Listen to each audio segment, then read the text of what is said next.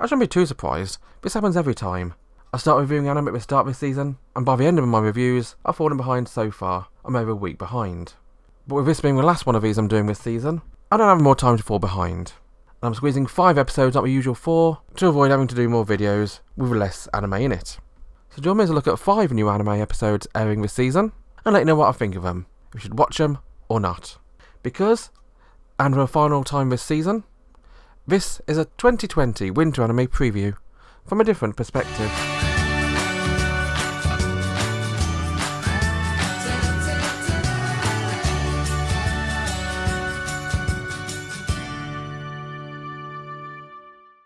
Every season we come across a number of series which all follow the same sort of storyline. You got a relatively normal guy in class, or normal person, or normal girl in class, who has to put up with weirdos around them. This time we've got Seri Kyoki, a relatively normal guy. Well, I say normal, he seems to have cat ears and a tail, and his classmates who are a little bit more crazy. The main one of which is Kabuto Hanadori, the classmate who sits next to him and believes he's some kind of evil god. Welcome to a world of a destructive god sits next to me, and I will be honest, I don't really know why this thing actually needs to exist. I like school kind of comedies of all sorts. I like it when an interesting character gets to go together with another interesting character and just has an interesting time together. I like when madness happens and there's funniness and going on about it. But in a destructive god, there doesn't seem to be any of that. It just seems to be a straight guy trying to get on with his studies and another guy who is trying to disrupt him all the time. There's no laughs, there's no interest in the other guy. He's just a huge Chunibyo who believes there's some elder god sealed within his right eye. Chuni comedy has been done before. It's been done a hell of a lot better.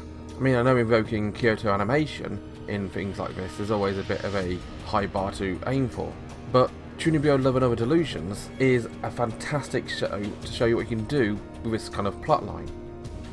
A destructive god sits next to me is pretty much the low bar now. You can do so much more, and you can do so much more with much more interesting characters. I really won't be going back and watching any more of this one. It just tired me, and I will be honest, I want to give up after the first 5 minutes. But if you want to come watch it, feel free. It's airing over at Crunchyroll. Idol shows are really much a dime a dozen when it comes to anime recently, and so I'm not surprised at all when I see another idol show on my list of anime to watch this season called 22-7. Now 22-7 is apparently one of the most anticipated anime this season. Could have fooled me, I didn't know anything about it until I started watching it, but looking into the news, apparently it's about an idol group created by the guy who founded AKB48. So it's got a great amount of pedigree behind it. And it's also pushing it forward as a supposed idols at cross dimensions thing about it. I can already see where that might come into the anime after the first episode, but it's not really said outright to begin with. The other thing which really struck me about watching 22-7 is my immediate reaction after watching it. Now, I've used a lot of words to describe idol shows or idol type shows in the past. I've described if my idol went to the Budokan as heartwarming. I've described Love Live as exciting, and I've described Love Live Sunshine as boring. But I've never described an anime series about idols as suffocating. Yet that's my immediate reaction after I watched 22-7. Because the entire premise and the entire feel of it isn't one of joy, isn't one of idols doing their best. It's one of being pushed down into your role, not wanting to be an adult because adults are terrible. It's about living life in a boring world which you don't really like and there's nothing to go live for anyway. Everything about it made it suffocating. Now that may very well be because the main character was quite a misery got herself as well. I mean, Miyu's worldview is very much down and dumps.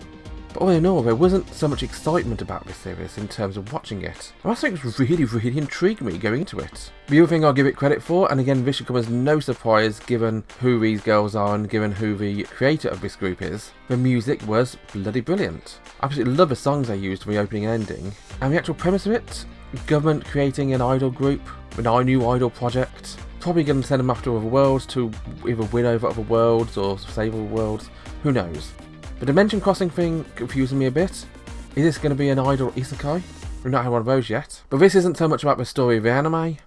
This is more about selling us on a new idol group called 22-7. And first impressions last a lifetime, as they say. And first impressions of this group are positive. With caution. If you did want to watch 22-7, it's airing over at Funimation. Interspecies Reviewers isn't a bad show, it's a terrible show. Now, it's an anime about two guys who spend all their money and time in the sex quarter. This is a fantasy show, and not just a sexual fantasy kind. It's about two guys of different races having sex with different races. Now, I would have no problem with that if a show was interesting and had a bit of quality about it. But the way that Interspecies Reviewers portrays itself, and the way it doesn't really have a plot other than girls, sex, haha. It just no interest in me whatsoever. A main character is a guy called Stunk, and that's what this anime did, it stunk. But yeah, he's a guy called Stunk, he's a human, and he's horny as fuck. He'll bone anything which moves as long as it's attracted to him. He'll bone a 300-year-old elf because, let's be honest, elves still look hot when they're 300 years old. That's something we all know. His friend, however, Zell the elf, is a bit more disgusted about it. I mean, he doesn't look at the attractiveness physically of a woman he wants to fuck. He just looks about, are they attractive to him? And to him, a 300-year-old elf is an old granny. You wouldn't go out to a nightclub and start fucking old grannies you saw, would you? But a 90-year-old granny, a human granny, fine. Because, well, she's younger than he is, so why not? I'm sure it gets even weirder when they save a poor little angel boy from a beast. Now I say angel boy, apparently he has both. And even though he's reluctant and he's a bit of a virgin and he doesn't really want to get involved with them, they drag him down to the brothels and force him to have sex with a cat girl. I mean, to be fair, if you're going to have your first experience, a cat girl is one of the default options to go with. But the fact that they just drag him down there against his will, he doesn't really want to go, doesn't sit well with me. Nor does it sit well with me the fact that this show is all about rating sex with different species. See, this is what they do. They are known as the Interspecies Reviewers. They go out, there's four of them, they've got a fourth guy who's apparently a Lamia. They go out, have sex with girls of one species. For example, they might go out and have sex with centaurs, or they might go out and have sex with bird people, or elves, or whatever. And they rate them out of 10. What's it like to have sex with this group? And whilst you could probably get a few immature laughs out of it, there's no real plot, it's just, look otaku, here's your monster girls. Here's what they're like in terms of races. Go out, draw some doujinshi, and we'll all masturbate to them together. No! If I want to do that, I'll just watch porn. This anime's got no reason to exist. If you're going to make a hentai, just make a hentai. Don't make it as a TV anime disguised as a hentai. And don't you start talking to me about the amount of images I had to reject, because I don't want to get myself kicked off YouTube. If for some godforsaken reason you want to watch this one's also airing over at Funimation.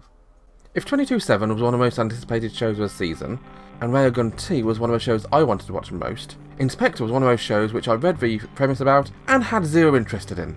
I read the premise of Inspector and I just see chuny bullcrap. But you know what? I'll give it credit. It surprised me. Because Inspector really won me over with its characters. Don't tell a lie, with its character. The main characters of Inspector are a girl called Kotoko and a guy called Kuro. Now Kuro, I could give or take him, is a normal anime main character. He's relatively straight-faced, relatively boring, got some kind of weird power. His case, apparently his body's toxic to demons. Interesting defense, but apparently he can grow it back as well, so that's all fine. And he ends up the object of interest of a main female lead. But it's where Kotoko comes in, which really surprises me. You see, we first see Kotoko sitting on a bench with a stick next to her. Nothing weird there. Why has this young girl got a stick? She could have problems walking, who knows. We later on in the anime learn that she's apparently some kind of yokai princess. They asked her to become the god of wisdom as a kid. She agreed because who wouldn't want to be a god of wisdom? A mediator between the spirit world and human world. What she didn't realise is what the job entailed. You see, since ancient times, anybody who can mediate between humans and spirits has to have certain modifications. And so they took her right eye and her left leg. Now you'd think seeing a girl sitting on a bench with only one leg and only one eye would be kind of obvious in an anime, because she'd almost certainly be wearing some eye patch or have some mechanical leg. But no, Kotoko has none of those things. She's got a glass eye which looks normal, as you'd expect it to. If you're going to have a glass eye, you don't want it to be some kind of demonic eye or have an eye patch over it. You don't want to draw attention to it in day-to-day life. The same way with a leg. I mean, the anime doesn't draw attention to it much. It shows it in passing. You can't really miss it, to be honest. But it's not some mechanical leg. It's just a prosthetic.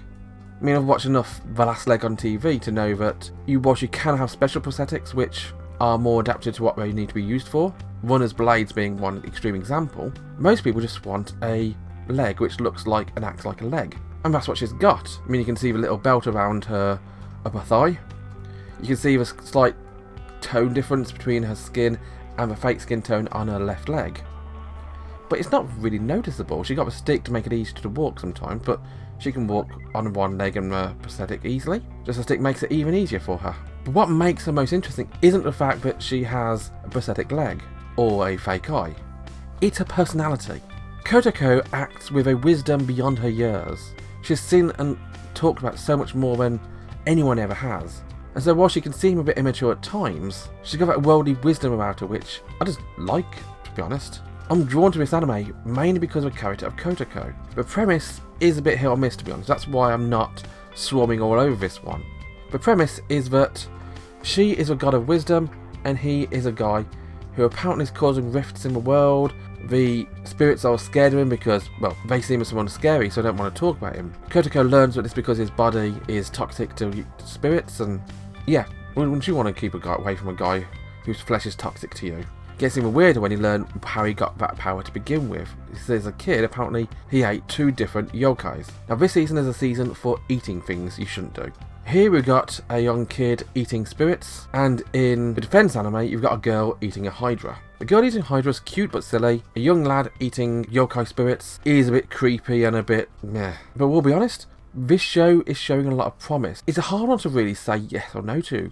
I'm going to be watching a few more episodes and hoping that the interest I have in Kotoko isn't misplaced. If you did want to join me in watching Inspector, now this one's airing over at Crunchyroll.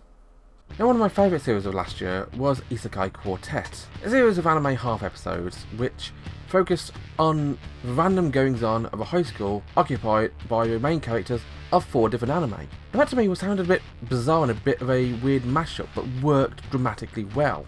You got the characters of Konosuba, you got the characters of ReZero, all mixing with the characters of Overlord and the characters of Tanya Saga of Evil. And a comedy between a goddess can turn undead with an seemingly super powerful ability, interacting with a bunch of undead good guys from Overlord. Or the main characters are heroes. You got Ainz, who is this ultra powerful skeleton lord guy. You've got Subaru, who is a guy who cannot be killed. If you kill him, he'll just come back to life and redo entire things again.